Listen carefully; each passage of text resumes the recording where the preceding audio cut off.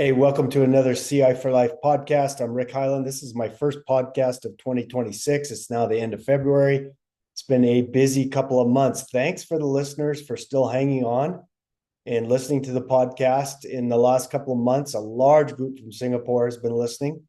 Thank you very much. In fact, rankings are Singapore number one, US number two, Canada number three, Hong Kong number four. So, an international audience on the podcast. Today, I'm going to talk about how to be an influencer, not a social media influencer, but a corporate influencer, a change agent, someone that, whether you're in a leadership position or not, whether you're the boss or not, whether you're a middle manager, supervisor, whatever you are in your org, how to be a change agent for positive change and improvement in your culture, in your leadership, and in your performance in your team, department, or organization.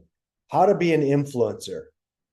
Step number one, I'm going to share 6 points today. Step number one, it always comes back. Think about if you're a new into the organization. Perhaps you're a senior manager, just come into an organization, or even a consultant, or whatever it might be. Building relationships is key if you're going to be a change agent, if you're going to be a positive influence for that organization.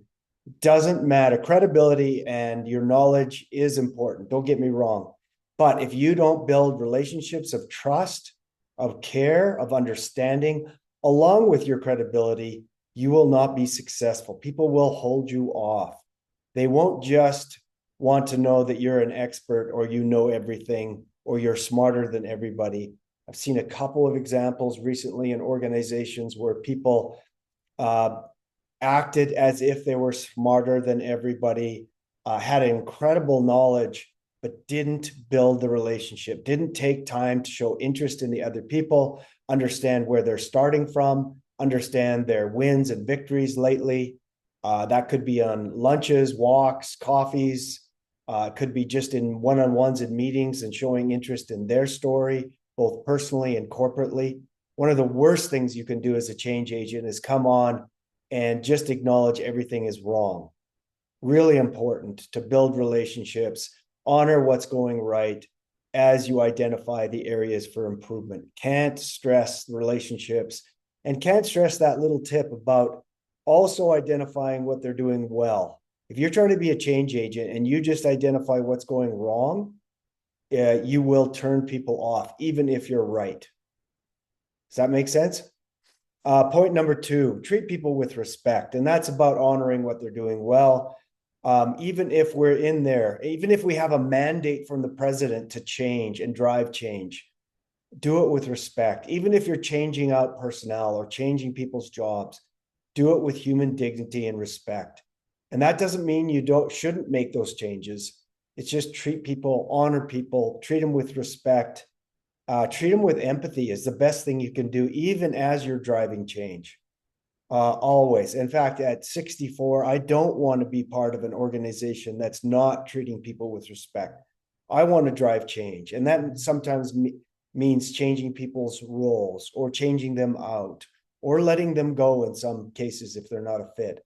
But do it with human dignity, empathy, and respect. These are difficult things, but doesn't mean that we shouldn't do it. Number three is a subtlety, is a nuance. Tone matters. I have a lot of people say, well, yeah, I was just asking questions. But if you're asking questions with a negative tone or I'm smarter than you tone or that I'm trying to catch you doing something wrong tone, that's not coaching. That's not inquisitive. Do it with empathy. Show some understanding. Ask good open-ended questions. Hey, you guys have really been working hard. You've done a lot of really cool things. What are your areas for improvement that you want to still get better at? Who's not going to answer that question when you do it with the right tone, with a sense of empathy, with a sense of interest, with a sense of honoring what they're doing well?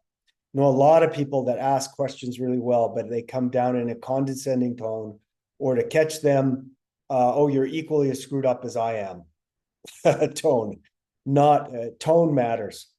Number four, realize people do have strengths and weaknesses and honor both.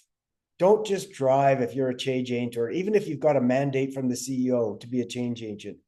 Don't do it just catching people doing things wrong.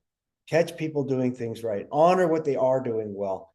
You coaches and consultants know how important that is. You don't come into an organization and just find out anybody can find out gaps. Honor what they have done well. You will get them to change faster. I've shared on this podcast stories about Coach Bob Koenig in early days in very tough unionized plant in Philadelphia with Boeing. And all he did for the first month was honor what they were doing well. Yes, he could see the gaps. Yes, he was there to deliver change. Yes, the bosses have given him KPIs that need to be improved. But all he did for the first month was honor what they're doing well. Those little behaviors, genuinely honoring what, and all of a sudden these union people started coming to him, wanting to be with him, seeking for advice from him, because they saw what they were doing well.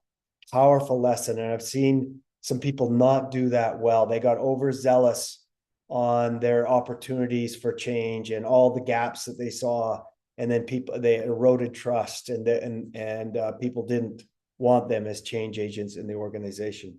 Number 5, maybe the most important. All these are important. I always say that. Role model. Be the example of what you want to see. If you want to see more continuous improvement, model that. The biggest thing you can do as a leader or an influencer in an organization, if you want people to be open to coaching and criticism and change, be open to feedback and coaching and criticism yourself. Seek for it. What could I have done differently in leading that meeting? What could I do differently in driving our new operational excellence program? And be open to that feedback and nuance. And that doesn't mean you have to adopt 100% of the feedback you give. But if you do show and appreciate, I know a senior HR person recently that rolled out a performance management form in an org that it was fairly new process for them. And she was wide open to change and improving the form and improving the process. And that just people bought into even more the next year, the performance review process that she had, because she was open to change. Well done, Lisa. Number 6, shine a light on the behaviors you want to see, particularly as a leader, but even as a middle influencer or frontline supervisor, or even team member. If there's behaviors around time management, if there's behaviors around meeting management, if there's behaviors around being open to feedback that you want to see, not only model it, but shine a light. I've shared the story on this podcast of going to a wonderful seminar with Jack Welch and Stephen R. Covey in the 90s with some aerospace clients in Dallas, Texas. And one of the questions was asked Jack Welch, how do you drive change? Remember, GE was the model before Amazon, Apple, Tesla, whatever organization you follow that beats the stock market significantly. It was GE in the 90s and the 80s. And Jack Welch was the CEO of that. Some of the young people will not remember that, but they were the model back then.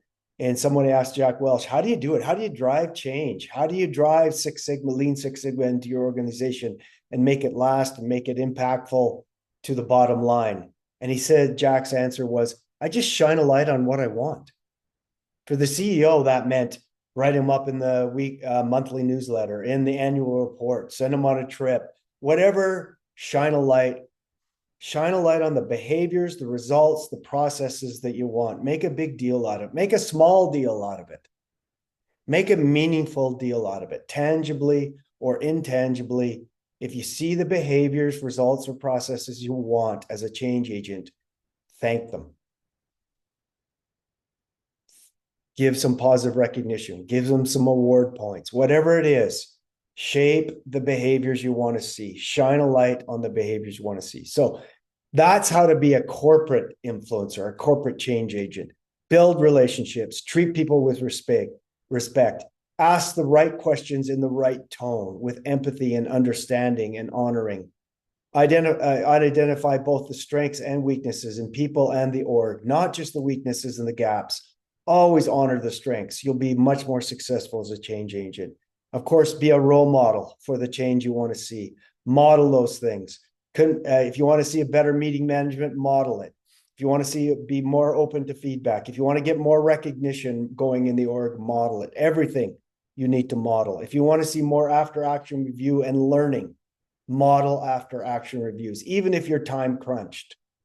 I know these things take time, but if you're going to drain the swamp, if it's going to be better tomorrow, you've got to take the time to put in some of these practices now. And of course, the last one was shine a light on what you want. Make a big deal or a small deal. Give lots of positive recognition at the beginning of every meeting for the behaviors results or one-on-one that you want to see. These are 6 key parts of being a change agent and improving the organization next week, next month, and how you want to see things improved. Anyhow, hopefully this is helpful. Thanks for all the listeners, people that are following. Appreciate you. Have a great day. Cheers.